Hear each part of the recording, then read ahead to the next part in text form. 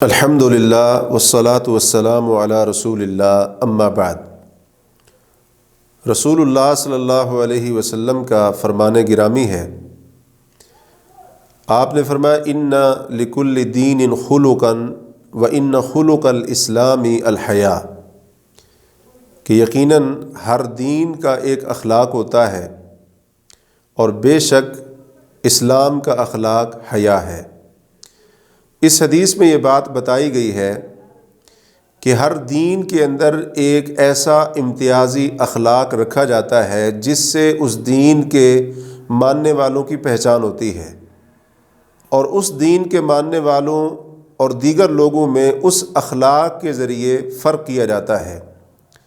اور اسلام کا وہ امتیازی اخلاق یا امتیازی خوبی حیا ہے، جس کا معنی بالکل واضح ہے کہ اس دین کو ماننے والے حیا کی صفت اور اخلاق کے ذریعے پہچانے جائیں گے، اور حیا ان کی علامت ہوگی۔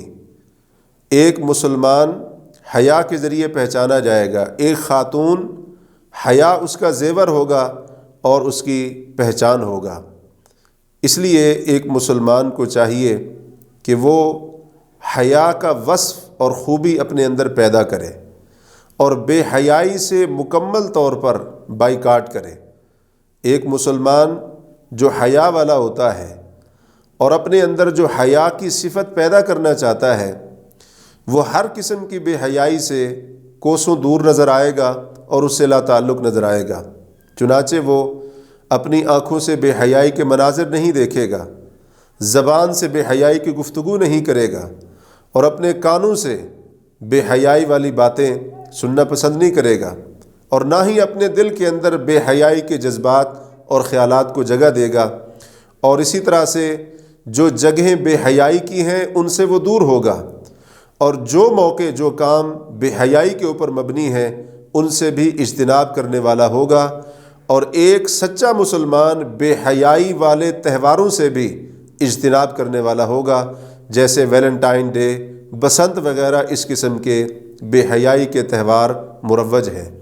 اللہ رب العالمین کا فرمان ہے قل انما حرم ربی الفواحش ما ظہر منہا وما بطن۔